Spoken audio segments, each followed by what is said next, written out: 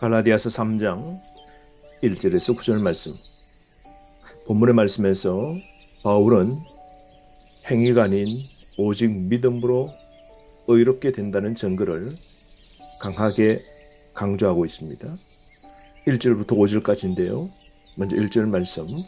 어리석도다 갈라디아 사람들아, 예수 그리스도께서 십자가에 못 박히신 것이 너희 눈앞에 밝히 보이거늘 누가 너희를 꾀드냐.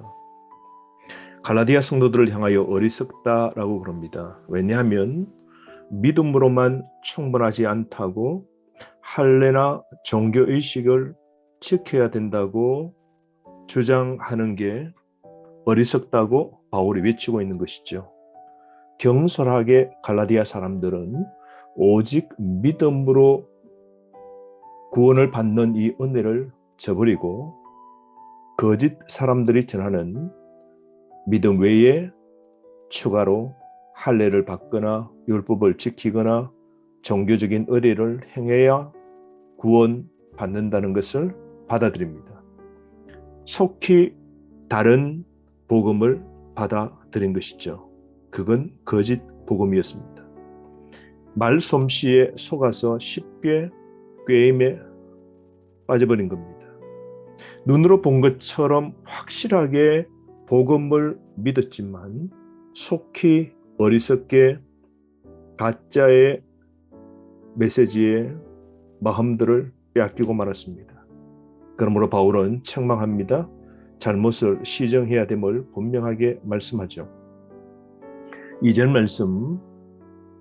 믿는 자는 율법의 행위가 아니라 믿음으로 말미암아 성령을 받게 되는데 성령은 내 노력이나 공적으로 얻을 수 없는 것이죠. 예수 그리스도를 믿고 사랑함으로 하나님께서 의롭다 하시고 그의 심령에 성령님이 내주하게 하시는 것이죠. 그러므로 성령은 믿는 자에게 주시는 하나님의 선물입니다. 그런데 성령을 중심으로 한 율법과 이 믿음의 대조, 헷갈리고 있는 갈라디아 사람들에게 분명하게 말씀합니다. 2절 말씀. 내가 너희에게서 다만 이것을 알려 하노니 너희가 성령을 받은 것이 율법의 행위로냐 혹은 듣고 믿음으로냐. 갈라디아 성도들이 성령에 충만한 성령의 은혜를 경험한 것입니다. 그러나 갈라디아 성도들이 율법을 지키거나 할례를 받고 난 후에 성령을 경험한 사람들이 아닌 것이죠.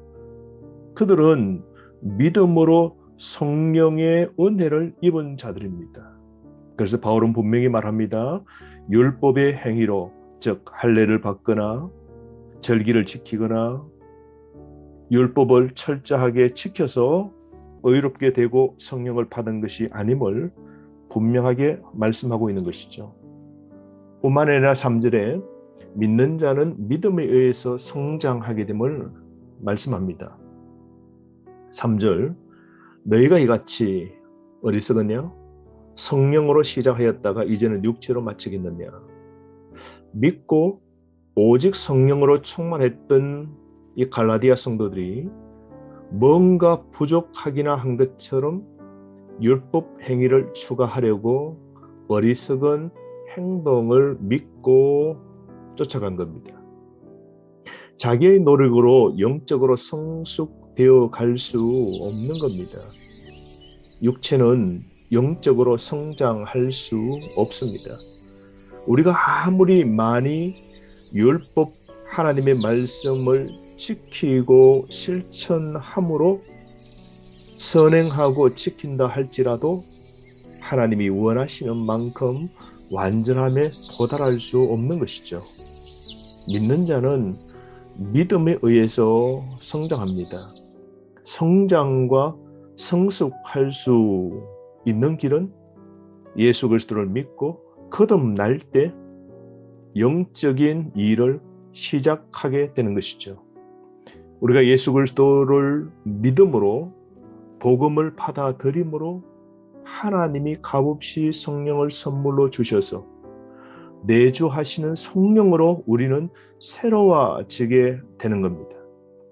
그러므로 성령으로 복음으로 시작한 갈라디아 성도들이 이제는 다시 육체로 할례를 받고 율법을 지킴으로 오늘 그들이 잘못된 길로 가려고 합니다. 바울은 이것을 신랄하게 꼬집고 있죠. 너희들이 성령으로 은혜로 시작했다가 율법으로 마치겠느냐 꼬집고 있는 겁니다. 네 번째로 믿는 자는 믿음으로 말미암아 고난을 받는 것인데요. 4절 말씀, 너희가 이같이 많은 괴로움을 헛되이 받았느냐? 과연 헛되냐? 갈라디아 성도들이 예수 그리스도의 복음을 받아들임으로 많은 고난을 당했죠. 그들은 갈라디아 지역에서 세상 사람들과 구별된 삶을 사는 어려움이 있었습니다. 날마다 십자가를 지는 삶을 사는 어려움이 있었습니다. 주님의 나라를 위하여 물질과 시간을 들여 봉사하는 헌신의 삶을 살아간 겁니다. 예수 믿고 이웃 사람들에게 조롱받고 또 로마에 의해서 박해를 받았습니다. 바르게 믿으면 분명히 고난을 당합니다. 여러분, 우리가 예수 믿고 신앙생활 할 때 분명히 믿지 않는 내 친척이나 가족이나 직장에서 세상 사람들에게 고난을 당합니다. 그런데 거짓 가르침을 따른다면 예수님을 위해 당한 고난은 헛되게 될 것이죠. 그러므로 갈라디아 성도들에게 말합니다. 지금까지 복음 받아들이고 고난을 그렇게 많이 당했는데 지금 거짓된 가르침을 쫓아간다면 지금까지 당한 그 고난은 다 헛된 것이라고, 그렇지 않겠느냐라고 그들이 깨달을 수 있도록 경고하고 있는 것이죠. 5절 말씀, 믿는 자는 율법 행위가 아니라 믿음으로 하나님의 이적적인 역사를 경험하게 됨을 말씀하죠. 5절, 너희에게 성령을 주시고 너희 가운데 능력을 행하시는 이의 일이 율법의 행위였느냐 혹은 듣고 믿음했느냐. 듣고 믿었기에 갈라디아인에게 하나님께서는 이적을 베풀어 주셨죠. 갈라디아 이방 사람들이 율법을 행해서 하나님께서 이적을 베푸신 것이 아니죠. 그들이 할례를 지키고 율법의 모든 절기와 절차와 어떤 행위의 노력을 다 했기 때문에 하나님이 복음을 받아들이고 예수 믿는 성도로 구원받는 이런 이적을 베푸신 것이 아닙니다. 또한 이 갈라디아 지역에 하나님께서 놀라운 성령을 통한 이적을 베푸심은 그들이 듣고 예수님을 믿었기 때문이죠.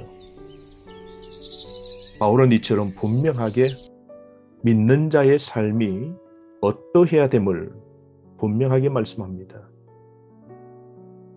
이 신칭이 이걸 분명하게 강조하고 있는 것이죠. 이어서 바울은 6절에서 9절까지 믿음의 중요성을 설명합니다. 율법이 중요한 것이 아니라 행위가 중요한 것이 아니라 믿음이 중요함을 말씀하는데요. 그 예로 아브라함을 신뢰로 들고 성경이 분명히 우리에게 이 진리를 말씀한 것임을 설명합니다. 6절 말씀, 아브라함이 하나님을 믿음에 그것을 그에게 의로 정하셨다 함과 같으니라. 율법이 있기 전에 아브라함은 율법을 지켜서 하나님을 기쁘시게 한 사람이 아닙니다. 아브라함 시절에는 율법이 없었습니다. 율법은 모세 때 하나님께서 주신 것이죠. 아브라함은 갈 바를 알지 못하면서도 하나님께서 지시한 땅으로 하나님을 믿고 떠났습니다. 히브리서 11장 8절 말씀. 그래서 그는 의롭다함을 얻게 된 것이죠. 창세기 12장 4절 5절 또 15장 6절입니다. 아브라함은 믿고 순종했습니다. 아브라함의 삶은 오직 믿음으로 의롭다함을 얻는 진리를 선명하게 보여준 것이죠. 아브라함이 착한 행위와 선한 행동을 해서 하나님 앞에 의로운 자가 된 게 아닙니다. 아브라함 행위 보십시오. 그런 불의한 행위들이 많습니다. 자기의 아내를 누이라 속였지 않습니까? 남편으로 얼마나 비겁한 자였습니까? 하지만 하나님은 자신을 믿는 그 믿음을 보시고 아브라함을 의인으로 칭하여 주신 것이죠. 아브라함은 칭의를 입은 겁니다. 7절 말씀, 그런즉 믿음으로 말미암은 자들은 아브라함의 자손인 줄 알지어다. 아브라함뿐만 아니라 이방인들도 율법 아닌 믿음으로 다 의롭게 됨을 성경은 분명히 말씀하고 있는데요. 8절 말씀, 성경은 칭의를 강조하고 믿음을 강조한 것이죠.